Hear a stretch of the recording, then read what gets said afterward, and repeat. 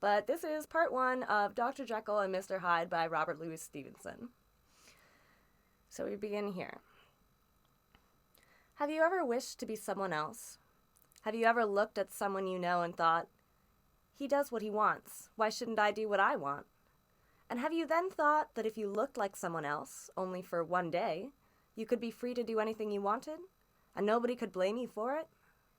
Nobody would ever know that it was you, because it wasn't you. How exciting to change into someone else, just for a day, or perhaps from time to time, not too often. Because if you changed into that other person often, then you might become that other person, and you might find it difficult to be yourself again. These are the dangerous thoughts for someone to have, especially for Dr. Jekyll, because Dr. Jekyll is a very clever scientist, and he has found a way of turning this dream into a reality. So, Chapter 1, The Mysterious Door. Mr. Utterson the lawyer was a quiet, serious man. He was shy with strangers and afraid of showing his feelings. Among friends, however, his eyes shone with kindness and goodness. And, although this goodness never found its way into his conversation, it showed itself in his way of life. He did not allow himself many enjoyable things in life. He ate and drank simply, and, although he enjoyed the theater, he had not been to a play for 20 years. However, he was gentler towards other men's weaknesses, and was always ready to help rather than blame them. As a lawyer, he was often the last good person that evildoers met on their way to prison, or worse. These people often carried with them memories of his politeness and fairness. Mr. Utterson's best friend was a distant cousin called Richard Enfield, who was well known as a fun-loving man about town. Nobody could understand why they were friends, as they were different from each other in every way. They often took long walks together, however, marching through the streets of London in companionable silence. One of these walks used to take them down a narrow side street in a busy part of London. It was a clean, busy, friendly street with bright little shops and shiny door knockers. Near the end of the street, however, stood a dark, mysterious, windowless building. The door had neither bell nor knocker, and looked dusty and uncared for. Dirty children played fearlessly on the doorstep, and nobody ever opened the door to drive them away. One day, as Mr. Enfield and his friend passed the building, Mr. Enfield pointed to it. "Have you ever noticed that place?" he asked. "It reminds me of a very strange story." "Really?" said Mr. Utterson. "Tell me." "Well," began Enfield, "I was coming home about 3 o'clock on a black winter morning, when suddenly I saw two people. The first was a short man who was walking along the street, and the second was a little girl who was running as fast as she could. Well, the two bumped into each other and the child fell down. Then a terrible thing happened. The man calmly walked all over the child's body with his heavy boots and left her screaming on the ground. It was an inhuman thing to do. I ran after the man, caught him, and fetched him back. There was already a small crowd around the screaming child. The man was perfectly cool, but he gave me a very evil look, which made me feel sick in my stomach. The child's family then arrived, and also a doctor. The child had been sent to fetch the doctor for a sick neighbor and was on her way home again. "The child is more frightened than hurt," said the doctor, and that, you would think, was the end of the story. But you see, I had taken a violent dislike to the short man. So had the child's family. That was only natural. But the doctor, who seemed a quiet, kindly man, was also looking at our prisoner with murder in his eyes. The doctor and I understood each other perfectly. Together we shouted at the man and told him we would tell the story all over London so that his name would be hated. He looked back at us with a proud, black look. "Name your price," he said. We made him agree to £100 for the child's family. With another black look, the man led us to that door over there. He took out a key and let himself into the building. Presently he came out and handed us £10 in gold and a cheque for £90 from Court's Bank. The name on the cheque was a well-known one. "See here," said the doctor doubtfully. "It isn't usual for a man to walk into an empty house at 4 a.m. and come out with another man's cheque for nearly £100. "Don't worry," said the man with an ugly look. I'll stay with you until the bank's open and change the check myself." So we all went off, the doctor and the prisoner and myself, and spent the rest of the night at my house. In the morning, we went together to the bank. Sure enough, the check was good, and the money was passed to the child's family. "Well, well," said Mr. Utterson. "Yes," said Enfield, "it's a strange story. My prisoner was clearly a hard, cruel man. But the man whose name was on the check was well known all over London for his kind and generous acts. Why would a man like that give his check to a criminal?" "And you don't know if the writer of the check lives in that building?" asked Mr. Utterson. "I don't like to ask," said his friend. "In my experience, it's not a good idea to ask too many questions in case the answers are ugly, violent ones. But I've studied the place a little. It doesn't seem like a house. There's no other door, and the only person who uses that door is the man I've just described to you. There are 3 windows on the side of the house, which look down onto a small courtyard. The windows are shut, but they're always clean. There's a chimney, too, which is usually smoking, so somebody must live there." The 2 men continued on their walk. Then Utterson broke the silence. "Enfield," he said, "you're right about not asking too many questions. However, I want to ask the name of the man who walked over the child." "Very well," said Enfield. "He told us his name was Hyde." "What does he look like?" "He's not easy to describe, although I remember him perfectly. He's a strange-looking man. He's short, but has a strong, heavy body. There's something wrong with his appearance, something ugly and unpleasing. No, something hateful. I disliked him at once." Mr. Utterson thought deeply. "Are you sure he used a key?" he asked. "What do you mean?" asked Enfield in surprise. "I know it must seem strange," said his friend, "but you see, if I don't ask you the name on the check, it's because I know it already." "Well, why didn't you tell me?" said his friend rather crossly. "Anyway, he did have a key, and he still has it. I saw him use it only a week ago." Mr. Utterson looked at him thoughtfully, but said nothing more. Chapter 2, In Search of Mr. Hyde. After dinner that evening, Mr. Utterson went into his office and unlocked a cupboard. He took out an envelope. It contained the will of Dr. Henry Jekyll and was written in the doctor's own handwriting. "If I die, or if I disappear for more than 3 months," the will began, "I wish to leave everything I own to my dear friend Edward Hyde." This will was both worried and annoyed Mr. Utterson. To a lawyer it was an unusual and dangerous kind of will. It was bad enough when Edward Hyde was only an unknown name, but now that the lawyer knew something about Hyde, the will worried him more than ever. It had seemed like madness before. Now it began to seem shameful.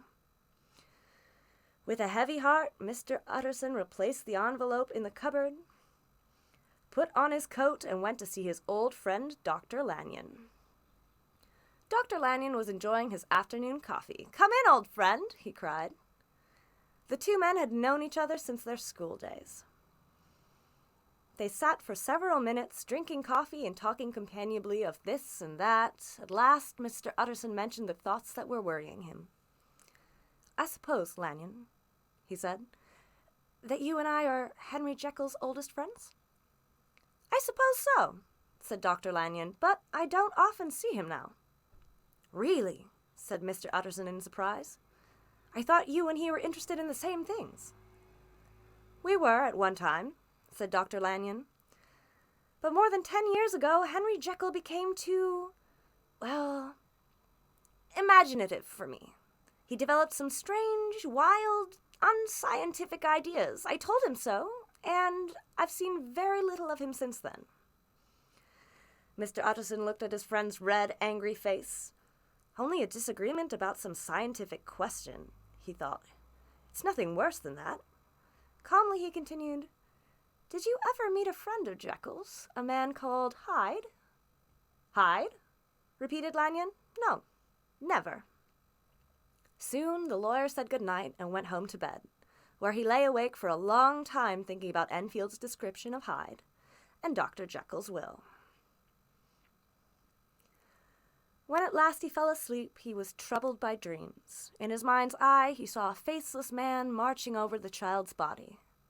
Then he saw his old friend Jekyll in bed with the same faceless figure stood over him. The facelessness of that figure worried him deeply. "Very well, Mr. Hyde," said the lawyer to himself. "I will find you, and I will see your face for myself." During the next few weeks, Mr. Utterson spent many hours in the narrow street where Enfield had seen Hyde. He waited patiently near the mysterious door, hoping for a sight of Mr. Hyde, and one dry, clear winter night he was successful. The street was empty and silent, and small sounds carried a long way. The lawyer heard footsteps. He stepped back into the shadows and waited. A short figure turned the corner and walked towards the mysterious door. Although Mr. Utterson could not see his face, he felt a strong, almost violent dislike for the stranger. Mr. Utterson stepped forward and touched him on the shoulder. "Mr. Hyde?" "Yes, that's my name," said the stranger coolly. "What do you want?" "I see that you're going in. I'm an old friend of Dr. Jekylls. My name is Utterson. You must have heard my name. May I come in with you?" "Dr. Jekyll is not at home," replied Mr. Hyde. "How did you know me?" he added sharply. "First let me see your face," replied the lawyer. Mr. Hyde hesitated for a moment. Then he stood under the streetlight and the lawyer saw his face. "Thank you," said Mr. Utterson. "Now I shall know you again. It may be useful." "Yes," said Mr. Hyde. "It may indeed be useful. Here, too, is my address. You may need it one day." He gave the lawyer his address, which was in a poor part of London. "Good God," thought the lawyer. "Does Hyde know about Jekyll's will? Is that what he's thinking of?" But he said nothing. "And now," said Mr. Hyde, "how did you know me?" "You were described to me." "Who did that?" "I know people who know you." "Who?" asked Mr. Hyde sharply. "Dr. Jekyll, for example," said the lawyer. "He never told you!" cried Mr. Hyde in sudden anger. "Don't lie to me!" And before the lawyer could answer, he turned the key in the lock and disappeared into the house. Mr. Utterson stared at the closed door. "Why do I dislike him so much?" he said to himself. "Enfield was right. There is something evil about that man. Poor Henry Jekyll, I'm worried for you. Your new friend will mean trouble for you." Round the corner from the narrow street there was a square of handsome old houses. One of these was Dr. Jekyll's house, and Mr. Utterson knocked at the front door.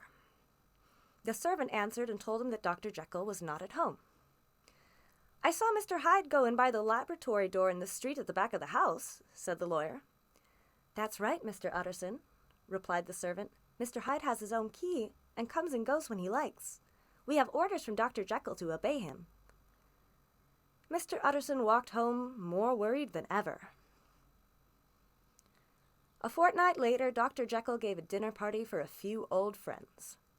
Mr. Utterson was among them, and he remained after the others had left. "I've been wanting to speak to you for some time, Jekyll," said the lawyer, "about your will." Dr. Jekyll was a tall, well-made man of 50 with a smooth, kindly face. "My poor friend," he said, "you do worry unnecessarily, you know. Like poor Lanion when I told him about my new ideas. Imaginative rubbish, he called them. Very disappointed in Lanion." But the lawyer did not want to talk about Dr. Lanion. "You know I've never agreed with your will," he continued. "You've told me often enough," said his friend sharply. "Well, I've learned something about your friend Hyde," continued the lawyer. The color of the doctor's handsome face changed from pink to grayish-white. "I don't want to hear any more," he said. "You don't understand. I'm in a very difficult, painful situation." "Tell me everything," said Mr. Utterson, "and I'll do my best to help you." "You're very kind, but this is a private matter. I'll tell you one thing. I can get rid of Mr. Hyde any time I want. You must understand, however, that I take a great interest in poor Hyde. I know you've seen him, he told me, and I'm afraid he wasn't very polite to you. But I really do care about him, and if anything happens to me, I want you to promise to make sure that he inherits my money." "Cannot pretend that I shall ever like him," said the lawyer. "I'm not asking you to like him," said his friend. "I only ask you to help him when I'm gone." "I promise," said Mr. Utterson sadly. Chapter 3. The Carew Murder. One night in London, nearly a year later, a servant girl was sitting at her bedroom window looking out at the moonlit street. She saw a tall, handsome old man with white hair coming along the street and a shorter, younger man walking towards him. The old man spoke politely to the younger one. He seemed, the girl said later, to be asking his way. Then the girl looked more closely at the younger man and recognized him. "It was Mr. Hyde," she said later. "He once visited my master." Mr. Hyde, the girl said, was carrying a heavy stick. He was playing with it impatiently as he listened to the old man. Then, suddenly, he seemed to explode with anger. He looked like a madman, the servant girl said. He shook his stick at the old man, who stepped back in surprise. Then he hit the old man violently with the stick and knocked him to the ground. He beat the helpless body again and again. I could hear the bones breaking. It was so terrible that I began to feel ill. Then everything went black and I don't remember anymore. It was 2:00 in the morning before she was conscious again and able to call the police. The murderer had disappeared, but the dead man was still lying on the ground with the murder weapon beside him. The stick was broken in the middle, and one half still lay beside the murdered man. The police decided that the murderer had carried away the other half. A gold watch and a purse were found in the dead man's pockets, but no cards or papers, except a letter addressed to Mr. Utterson. A policeman brought this letter to the lawyer the next morning. Together, they drove to the police station where the body had been taken. A police inspector showed him the body. "Yes, I recognize him," said Mr. Utterson heavily. "He is Sir Danvers Carew." "Thank you, sir," said the inspector. "And do you recognize this?" He showed Mr. Utterson the broken stick and told him the servant girl's story.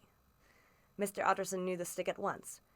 "That's Henry Jekyll's stick," he said to himself. "I gave it to him long ago." "Is this Hyde a short, evil-looking man?" he asked. "That's how the servant girl described him, sir," agreed the inspector. "Come with me," said Mr. Utterson to the inspector. "I think I know where he lives."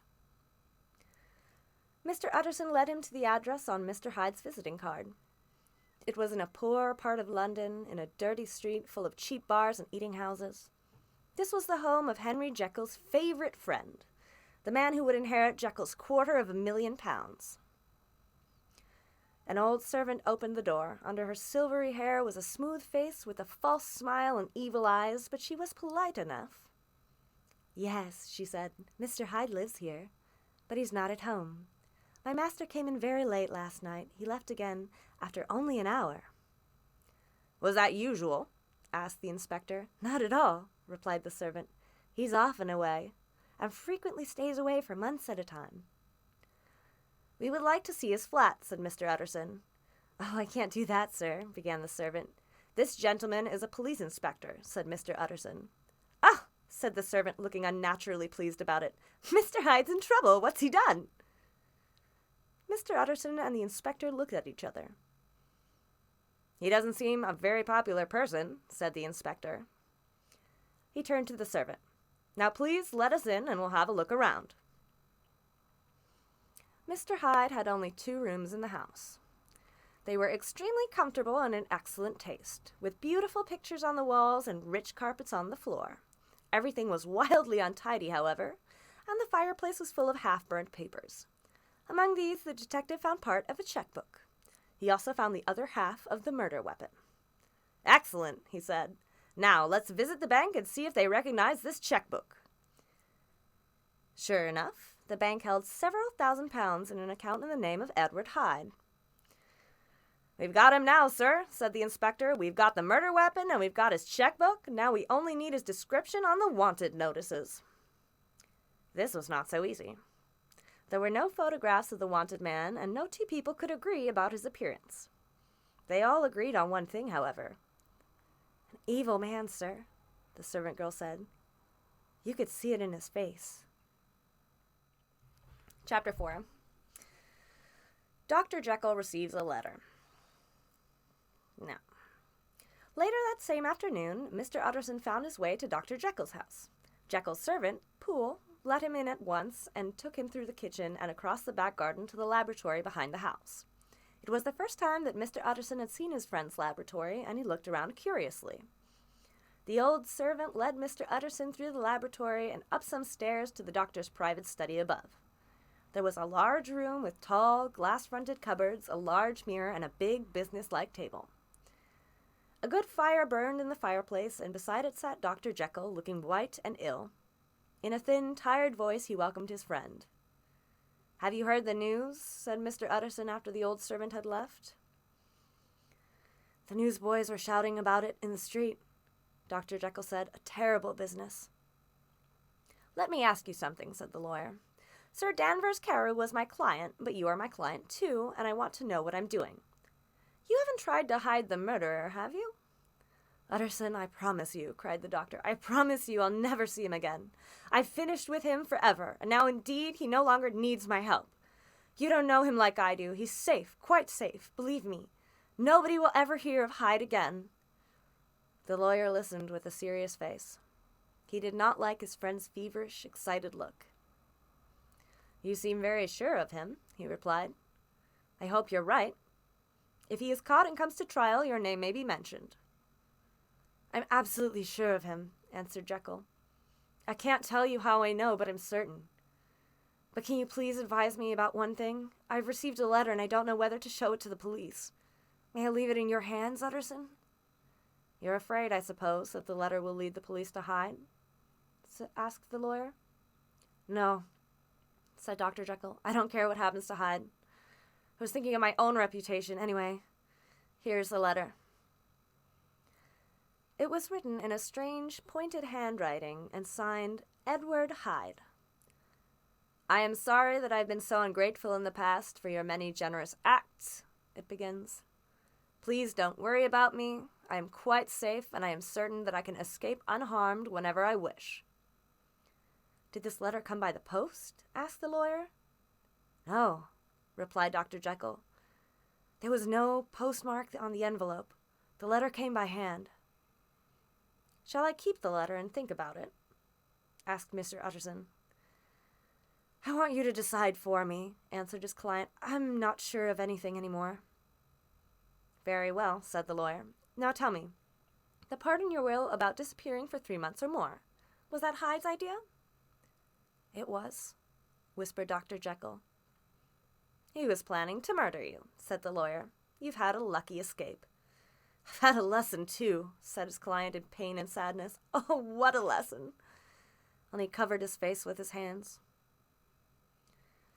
On his way out of the house, the lawyer stopped and spoke to Poole. "By the way," he said, "a letter was handed in today for your master. Who brought it, and what did he look like?"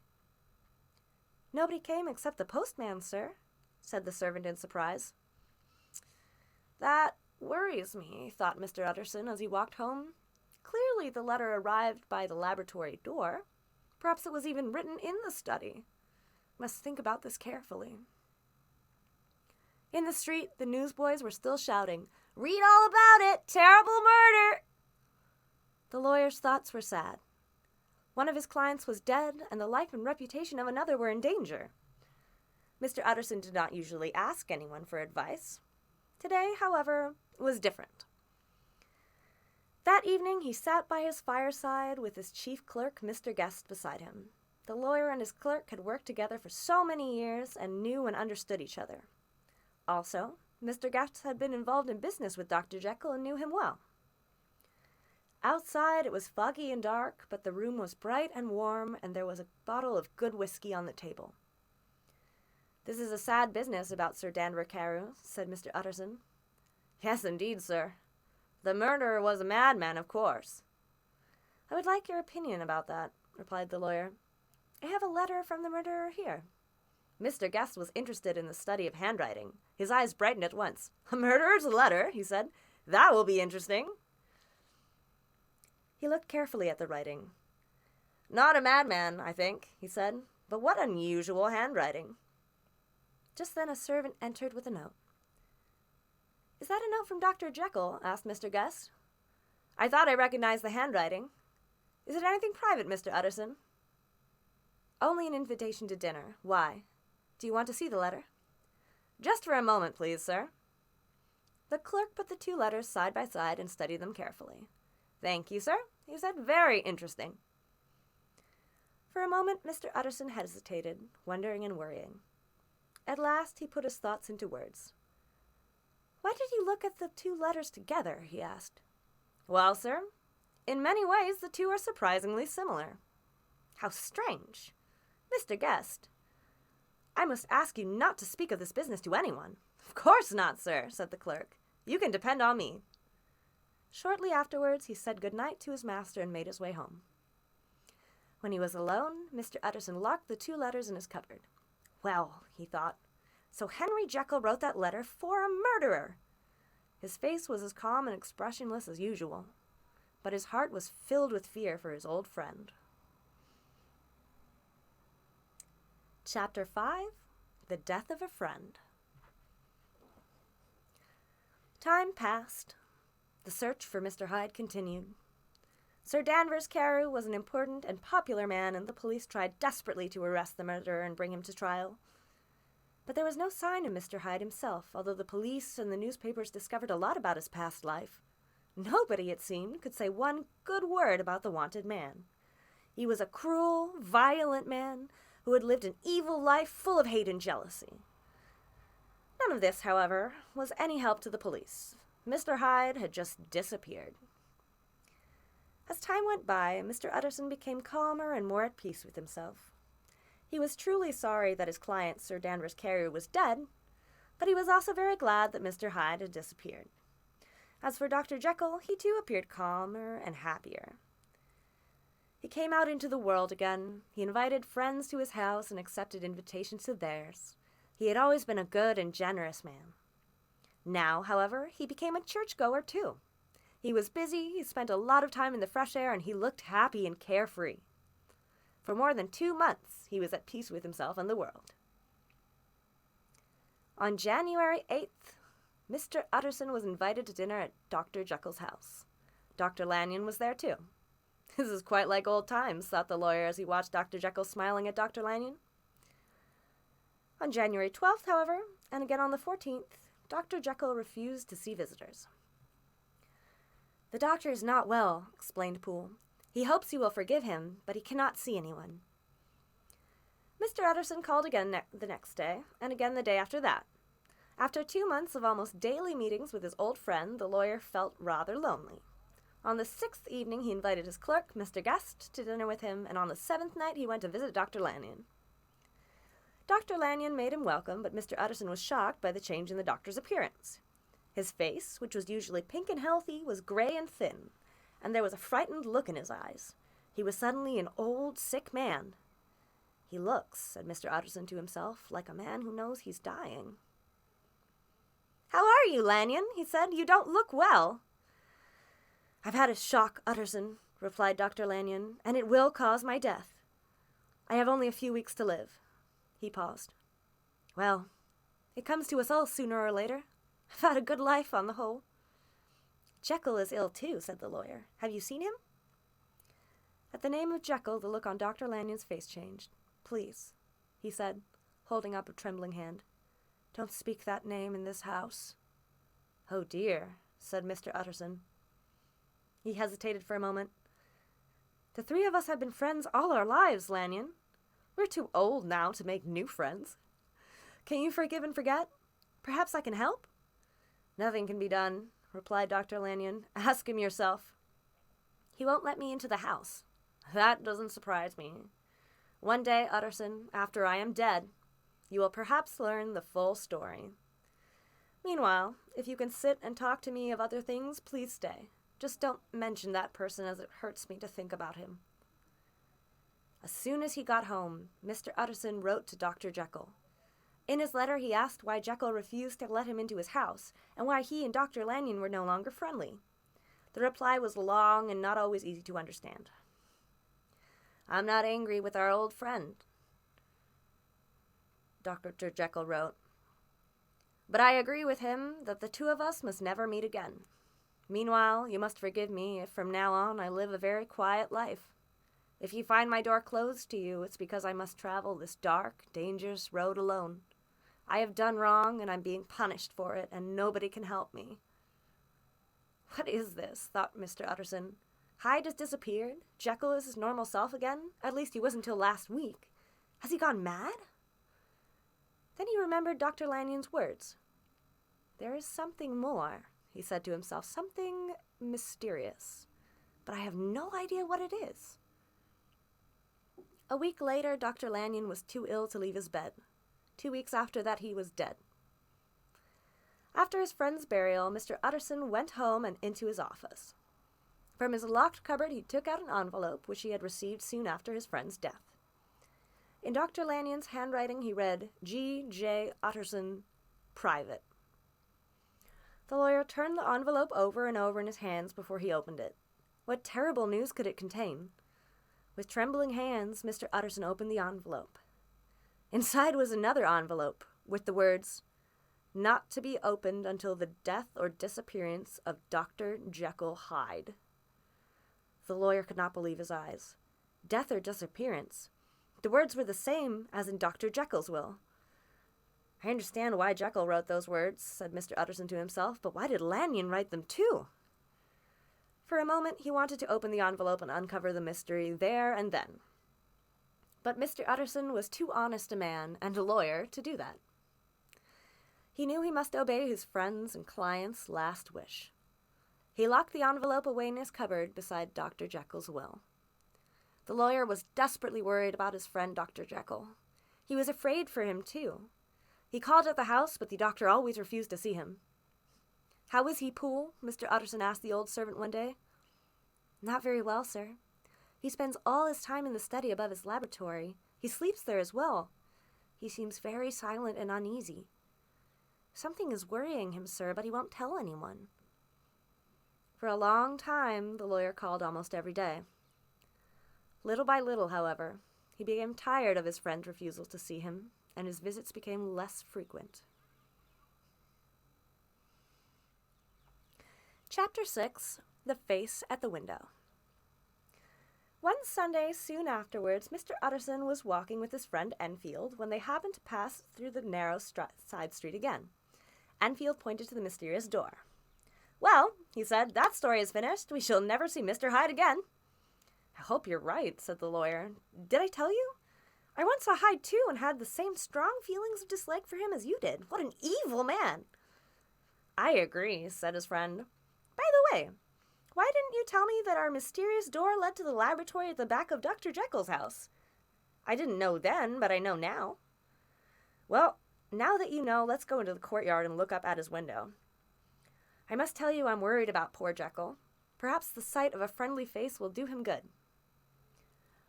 Overhead, the evening sky was bright, but the courtyard was cool and dark.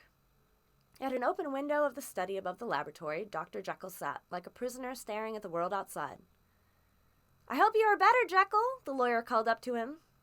The doctor shook his head sadly. "Not well, Utterson," he said. "Shall not be here much longer, thank God." "You spend too much time indoors. You ought to get out into the fresh air like Enfield and me. By the way, this is my cousin, Mr. Enfield. Come now, get your hat and join us for a quick walk." "You're very kind," said the doctor, "but no, it's quite impossible.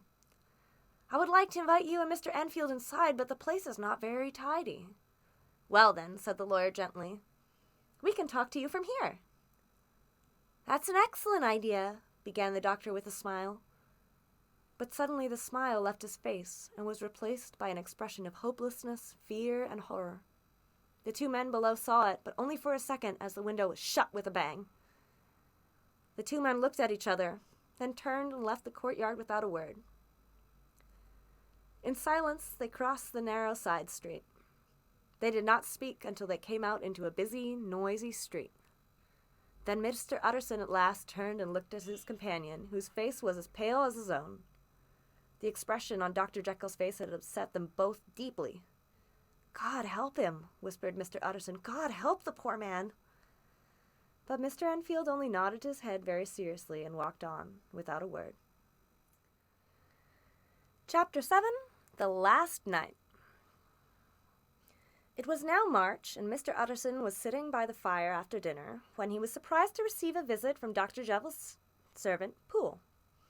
The old man looked pale and frightened. "Mr. Utterson," he said, "something is wrong."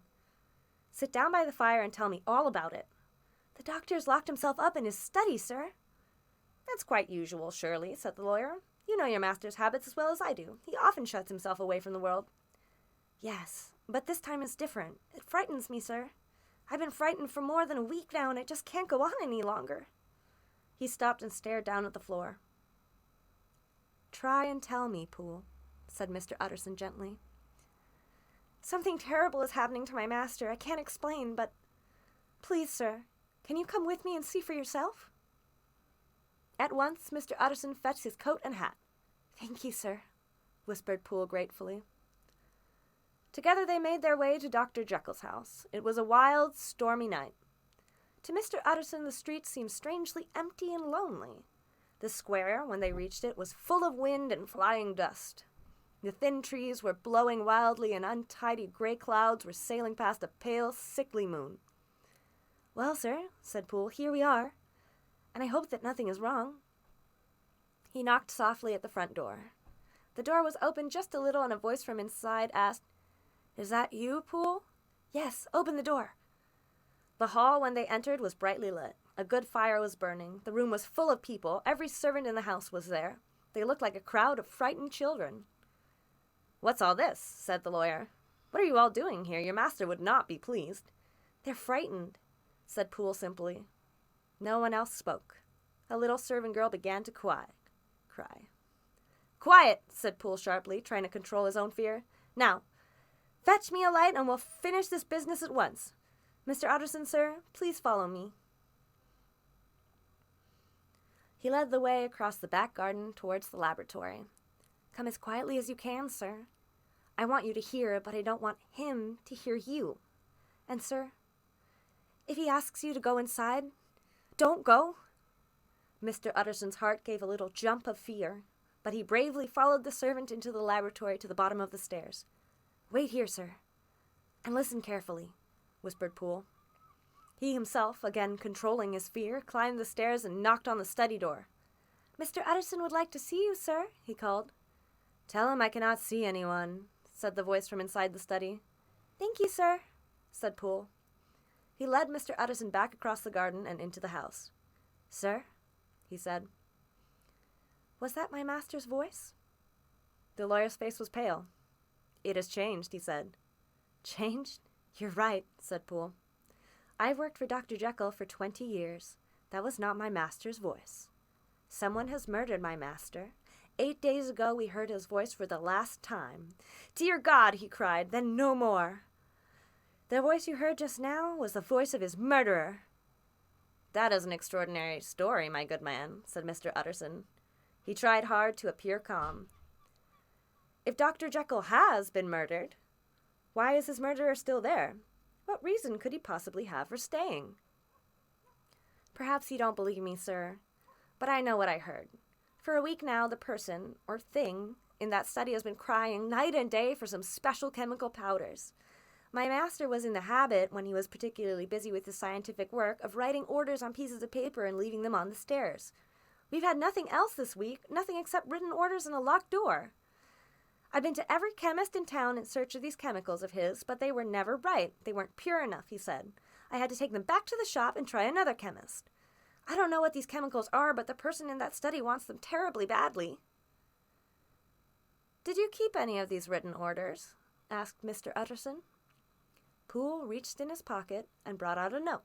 The lawyer read it carefully. It said, "I am returning your chemicals, as they are impure and therefore useless.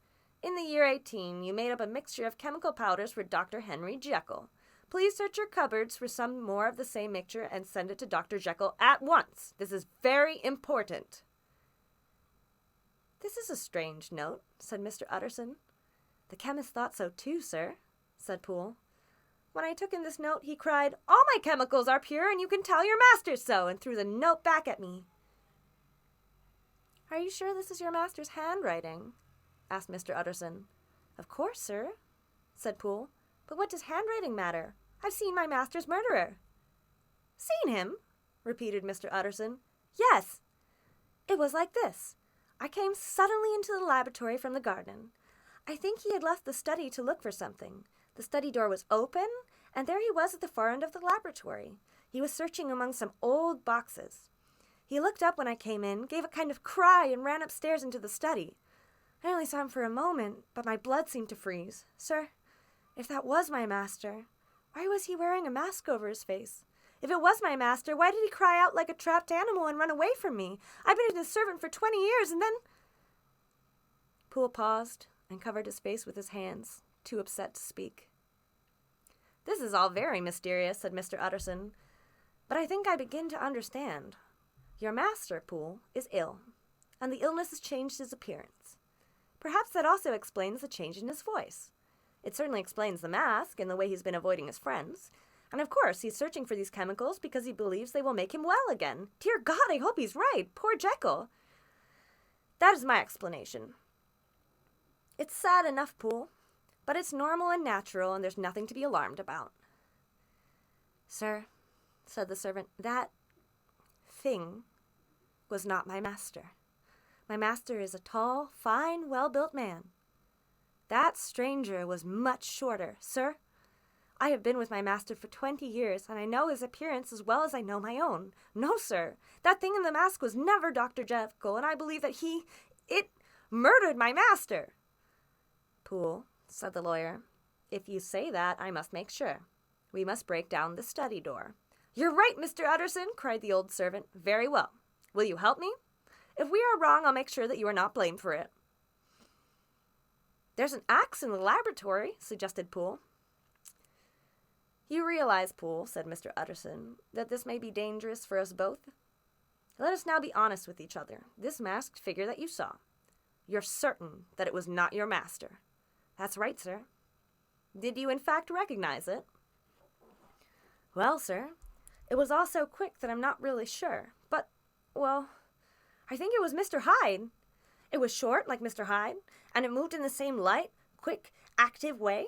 And who else would come in by the laboratory door from the street? You must remember, sir, that at the time of the Carey murder, Mr. Hyde still had the laboratory key with him. But that's not all. Mr. Utterson, did you ever meet Mr. Hyde?" "Yes," replied the lawyer. I once spoke with him." "Then you will know, sir, that there is something strange about Mr. Hyde, something evil." "I agree with you," said Mr. Utterson. "I felt something like that, too." "Yes, sir.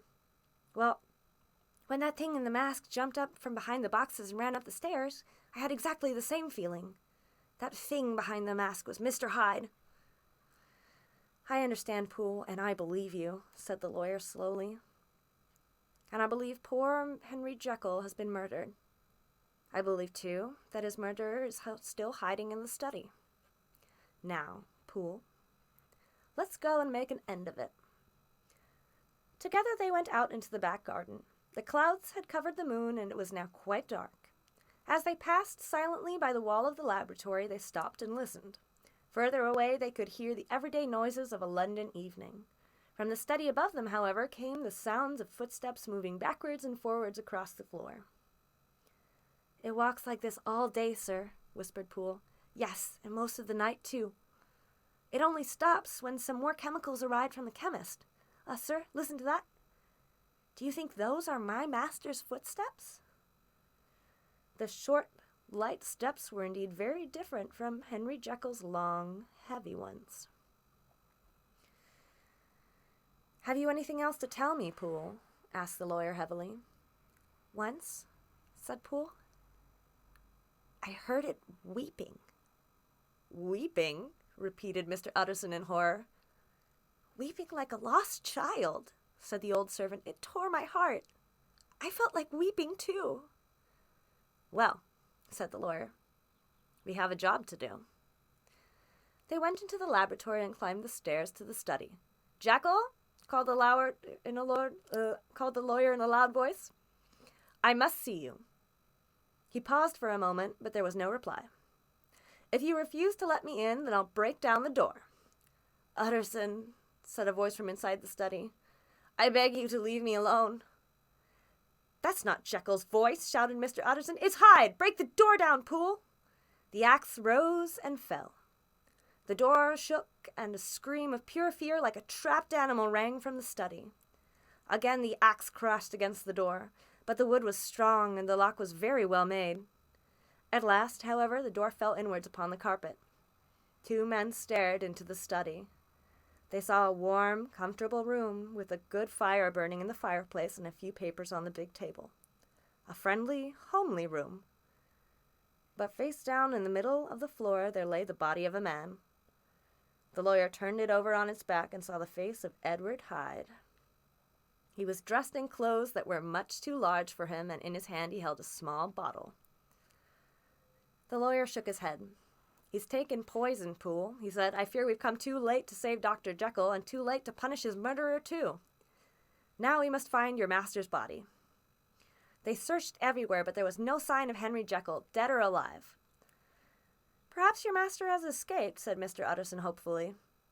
He went to check the door from the laboratory into the narrow side street. It was locked and covered with dust. On the floor nearby he found a broken key. "It's been a long time since anybody opened this door," said Mr. Utterson. "Yes," said Poole, picking up the broken key. "So how did Hyde get in?" "This is too difficult for me, Poole," said the lawyer. "Let's go back to the study." They searched the study again. "Look, sir," said Poole, pointing to a small table in the corner. There were bottles of liquid and some white powders lying in saucers. "He was testing his chemicals here." One of the doctor's books was lying on the floor. Its cover was torn off. The lawyer picked it up. Dr. Jekyll loved his book and always took great care of them. But he had written all over this one. The handwriting was unmistakable before tearing it and throwing it on the floor. Then the lawyer noticed the tall mirror on the wall between the glass-fronted bookshelves. "How strange," said Mr. Utterson. "Why did Jekyll want a mirror in his study?" Next, they turned to the desk and found a large packet addressed to Mr. Utterson. The handwriting was Dr. Jekylls. The lawyer opened the packet and 3 envelopes fell out onto the floor. The first contained a will. It was like Dr. Jekyll's first will in every way except one. The doctor had left all his money, not to Edward Hyde, but to Gabriel John Utterson. The lawyer looked at the will, then at Poole, and finally at the dead man on the floor. "I just don't understand," he whispered. "Hyde has been here all this time. Why didn't he destroy this will?" He picked up the next envelope. It contained a short note in the doctor's handwriting. Mr. Utterson saw the date. "Poole!" he cried. "This is today's date on the letter. Jekyll was alive here today. He can't be dead. He has run away or is hiding somewhere. And if so, why? If he's alive, can we be sure that Hyde killed himself? We must be careful, Poole, or we may involve your master in some terrible danger." "Why don't you read the note, sir?" asked the servant. "Because I'm afraid," said the lawyer in a worried voice. Slowly, he lifted the letter and read, "My dear Utterson, if you are reading this, it means that I have disappeared. Go home and read Lanion's letter. Afterwards, please read the confession of your unfortunate and unhappy friend, Henry Jekyll." "This must be the confession," said Mr. Utterson to himself, picking up the third and largest envelope. He put it in his pocket. "Say nothing about these papers, Poole," he said. "If your master has died or disappeared, this paper may save his reputation. It's now 10 o'clock. I must go home and study these papers in peace and quiet. But I shall come back here before midnight, and then we shall send for the police." They went out, locking the laboratory door behind them. With a heavy heart, Mr. Utterson walked home to read his letters. Chapter 8. Dr. Lanion's Letter. Dear Utterson, 4 days ago on the 9th of January, I received a letter by the evening post. It was in the handwriting of my old friend Henry Jekyll. I was rather surprised, as we were not in the habit of writing to each other, and I had had dinner with him the night before. When I came to read the letter, I was even more surprised. The letter said, "Dear Lanion, you are one of my oldest friends. Although we have sometimes disagreed on scientific matters, I have always remained your friend. I would do anything for you, Lanion. Please, will you do something for me now? Please, old friend, come to my house at once with this letter in your hand. Poole, my servant, has his orders. He will be here with a locksmith. Break the lock of my study door, and then you must go in there alone.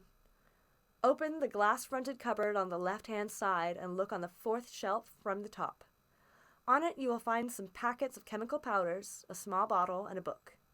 Please take everything back to your house. If you leave as soon as you receive this letter, you should be back home before midnight. At that time you will receive a visit from a man. Please give him the bottle, the powders, and the book, and I shall always be grateful to you.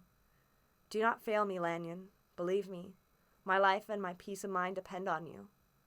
I am in fearful danger, and only you can save me. Your friend, Henry Jekyll. After reading this letter, I was sure that Dr. Jekyll was mad, but a friend is a friend, and so I went at once to his house. Jekyll's servant had received by the same post a letter similar to mine, and he was waiting for me with the locksmith.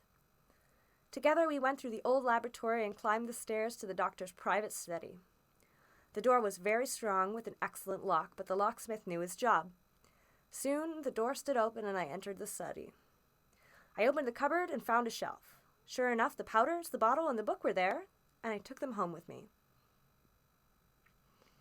At home, I looked at everything more carefully. There were several packets of white powder and a bottle of red, strong-smelling liquid. The bottle contained nothing except a list of dates going back several years. The last date was nearly a year ago. Here and there, the doctor had added a few words. The word double appeared very early in the list, followed by the word failed. Double appeared in the list several more times. What was Jekylls doing? The book looked like a list of unsuccessful experiments. How could I, by taking these things to my house, save my friend's life and peace of mind? What was the reason for this midnight visit?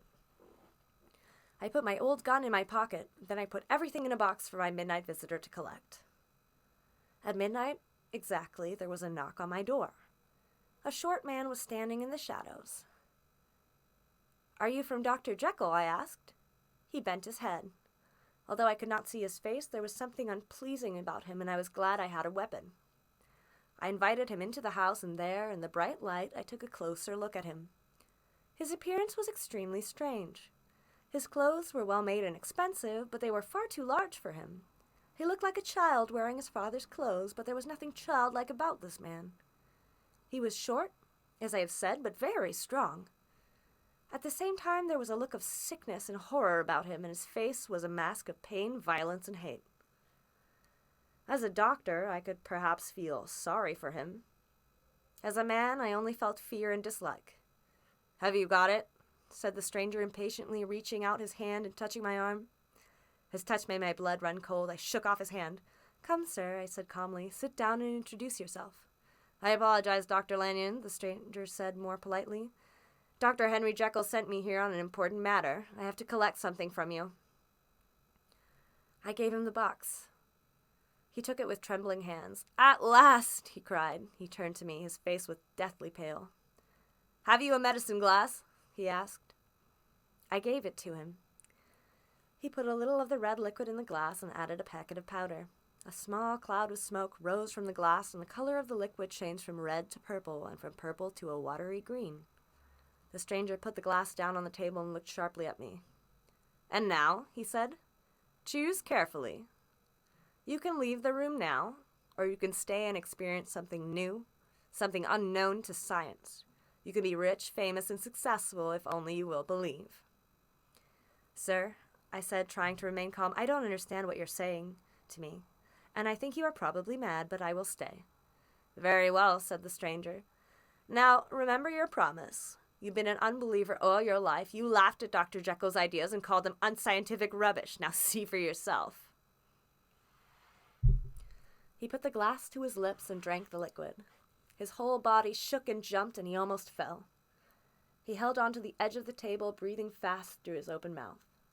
As I watched, his whole body seemed to change. He seemed to become taller, fatter. His face turned black, and its shape began to change. The next moment, I jumped back against the wall, trembling with fear and horror. There, before my eyes, pale and shaken and sick, stood Henry Jekyll. I cannot make myself write down the things that Jekyll, with tears in his eyes, confessed to me that night. Now, fear and horror are my only companions. Sleep has left me, and I wonder that I will not live long. As I write, I wonder, did I imagine it all? As a scientist, I cannot believe it, but I saw it happen with my own eyes. I will say just one more thing, Utterson. The evil thing that came into my house that night, as Jekyll told me, was known by the name of Hyde and was wanted by the police for the murder of Sir Danvers Carew. Hasty Lanyon. With fear in his heart, Mr. Utterson put away the Dr. Lanion's letter and then opened the confession of Dr. Henry Jekyll. So, Chapter 9, Dr. Jekyll's Confession. I was born in the year 18. I inherited a large fortune, a strong, healthy body, and an excellent mind. I was naturally hardworking, and soon I was extremely successful in my chosen work as a scientist. Although I was still young, important people came to me for advice. At an age when most young men are going out and having fun, I was behaving like a gray-haired old man. This was not easy for me. The outside world saw a serious, hard-working doctor. Behind this quiet character, however, was an active, fun-loving young man about town. This, of course, was nothing to be ashamed of, but I did not realize that at the time. I was ashamed, and I soon learned to keep my two lives separate. I was not dishonest in any way.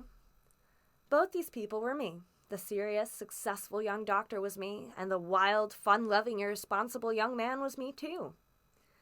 I thought about this for a long time, and slowly I realized that I was not extraordinary in this. Every man has two sides to his character. He is two people. They live together, often uncomfortably, in the same body. How fantastic, I thought. If I could separate these two characters and give my fun-loving side his freedom, then he could go out and enjoy himself unashamedly and leave serious, studious Dr. Jekyll to get on with his important life-saving work. Was it possible, I wondered, to find a drug that could give each side of my character its own separate face and body? After much thought and careful study, I believed I had found the answer. I had read many scientific books and spent many hours in my laboratory searching for the right mixture of chemicals to make my drug.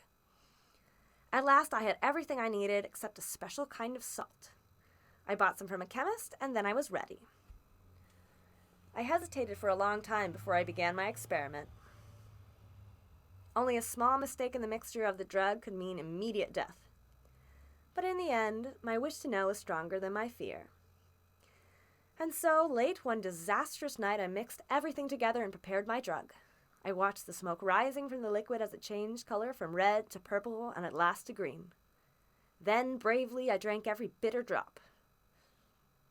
I felt a violent sickness in my stomach and a terrible pain in all my bones. The room seemed to turn round, and I trembled with fear. Then the fear and pain disappeared, and a strange, sweet feeling took its place. Wild thoughts danced through my mind. They were not good, serious thoughts. They were the wild passions of an evil and cruel stranger. But inside myself I felt younger, lighter, more carefree than ever before.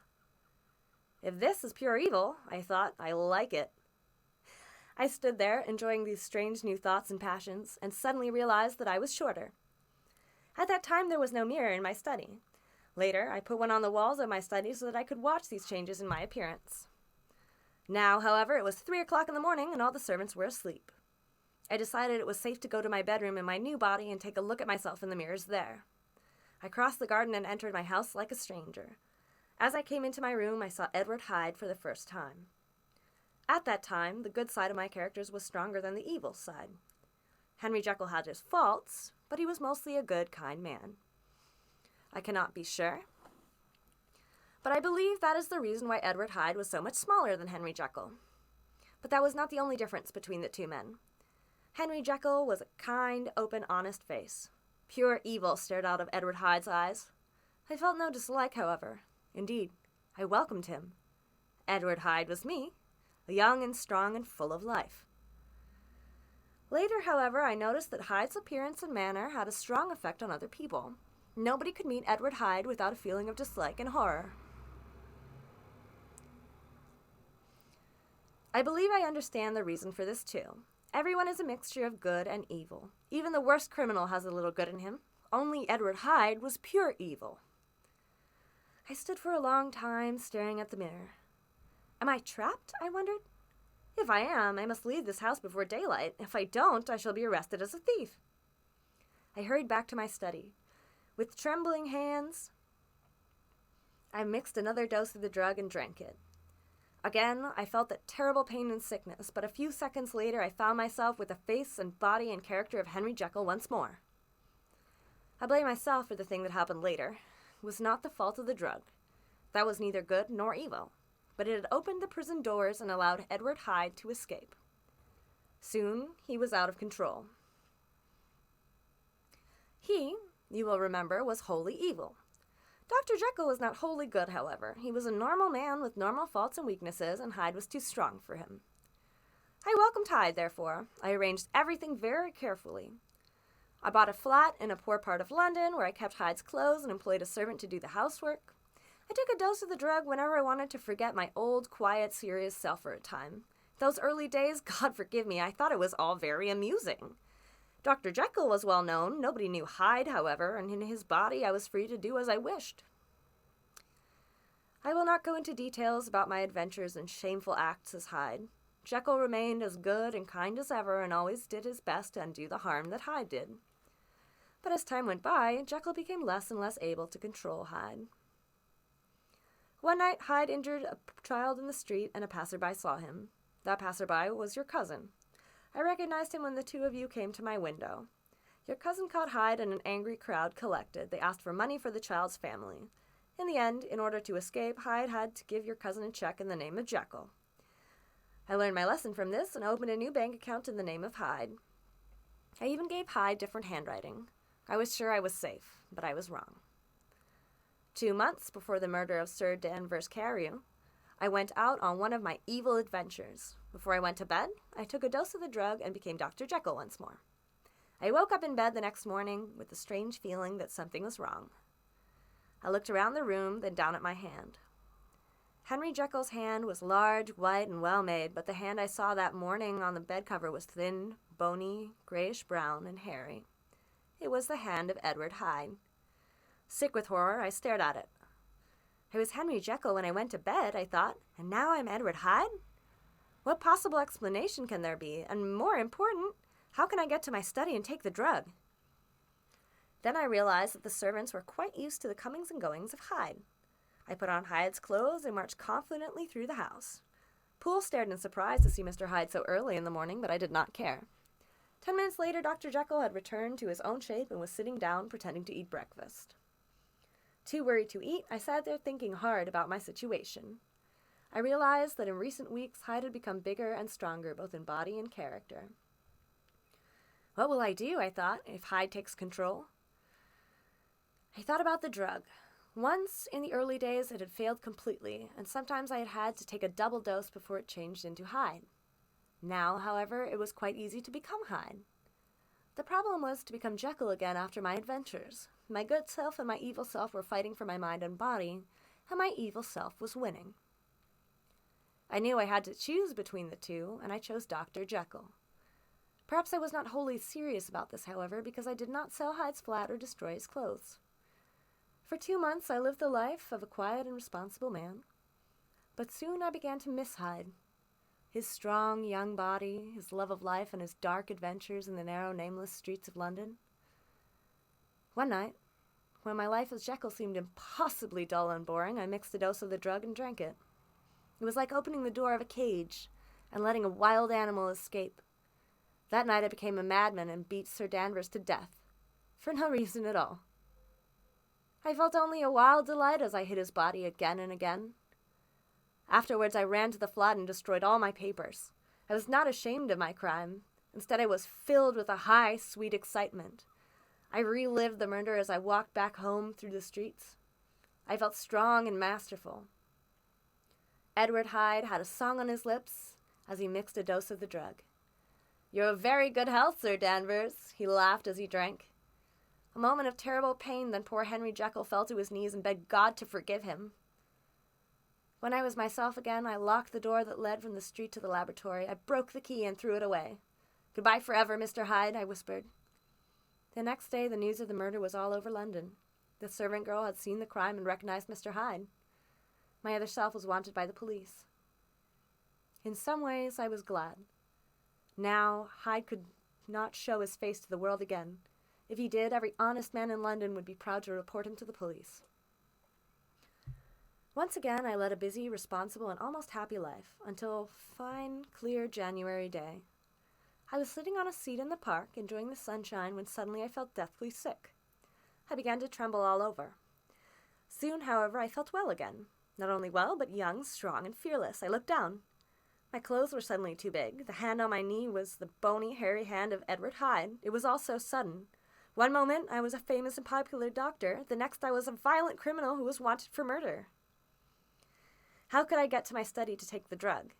I had locked the street door to my laboratory and broken the key. I could not, therefore, enter from the street. I could not go in through the house because of the servants. I needed help from the outside. I thought of Lanyon, but how could I reach him? And how could I persuade him to let Hyde into his home? How, too, could I persuade him to break into Dr. Jekyll's private study? It looked impossible. Then I remembered. My appearance was unrecognizable, but my handwriting was unchanged. I could still write a letter in Dr. Jekyll's name. Calling a passing taxicab, I ordered the driver to drive to a hotel quite near Lanion's house. Of course, Jekyll's clothes were much too large for my body, and I had trouble in climbing into the cab. The driver noticed my strange appearance and could not help laughing. I gave him a black look, however, and the smile froze on his face. In my desperate fear and danger, I was like a pain-maddened animal ready to kill or wound at any moment. I wanted to pull the driver from his seat and murder him then and there. But I was clever, too. My life depended on my coolness, and I fought to control my murderous passions. We reached the hotel. I paid the driver and went inside, holding up my 2 large trousers. The servants smiled when they saw my strange appearance. I stared angrily at them, and their smiles disappeared at once. I gave orders, and they led me to a private room and brought me some writing paper and a pen. Hyde, in danger of his life with a new experience for me. I write he because I find it hard to write I. He was not human. His only feelings at the time were fear and hate. Hyde was wholly evil, but he was not stupid. He knew that his life depended on 2 letters, one to Lanion and one to Poole. If he failed, he would die.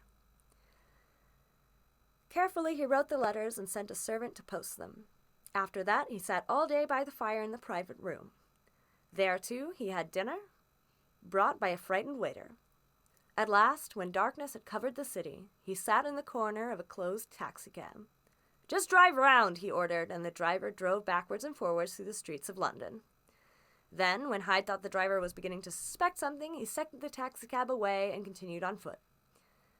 He was a strange figure in his 2 large clothes, with fear and hate staring out of his eyes. He walked along talking to himself. Once a woman spoke to him. "Will you buy my matches, sir?" she begged. Hyde hit her across the face, and she ran away in fear. My plan was successful, and when I arrived in Lanion's house, I took the dose of the drug that returned me to my normal appearance. Immediately afterwards, I felt deeply ashamed. Perhaps it was Lanion's horror that made me feel like that. I do not know. But I hated myself, and I was conscious of an important change in my feelings. I was no longer afraid of the police. I was afraid of Hyde himself. The thought of his short, strong, hairy body and his evil, cruel, wholly selfish mind filled me with horror. Exhausted by the horrors of that day, I slept heavily. I woke in the morning feeling weak and shaky, but quite normal. I still hated and feared the thought of the wild animal inside me, but I had not forgotten the desperate dangers of the day before. But I was at home and close to my drugs, and I was most deeply grateful for my escape. I was walking across the garden after breakfast, enjoying the clear, wintry air, when suddenly my body was again torn by those indescribable feelings which I always experienced after a dose of the drug. I only just reached my study before I was again burning and freezing with the violent passions of Hyde. With a feverish speed, I mixed the drug. This time I had to take a double dose to return to my old shape. And then, only 6 hours later, the pains returned and I had to repeat the dose. From that day onwards, the situation worsened. I needed larger and more frequent doses in order to stay in Jekyll's body. The pains came unexpectedly, but most of all when I was asleep. I was afraid to go to bed or even to sleep for a few moments in my chair. If I did so, I always woke as Hyde. Soon Jekyll was a sick, feverish, and weakened by pain and fear. As Jekyll grew weaker, Hyde became stronger than ever. He burned with hate for everyone and everything, as Hyde and Jekyll now hated each other with equal passion. Jekyll hated Hyde because Hyde was evil and inhuman, and because Hyde was stronger than he was. Jekyll lived in fear of waking up and finding himself in Hyde's body with all Hyde's evil passions. Hyde hated Jekyll for a different reason. His fear of death, the punishment for murder, drove him to the hiding place of Jekyll's body. But he hated this prison and was always fighting to escape from Jekyll's mind and body and take control. He also hated Jekyll's weakness and his sad, hopeless condition.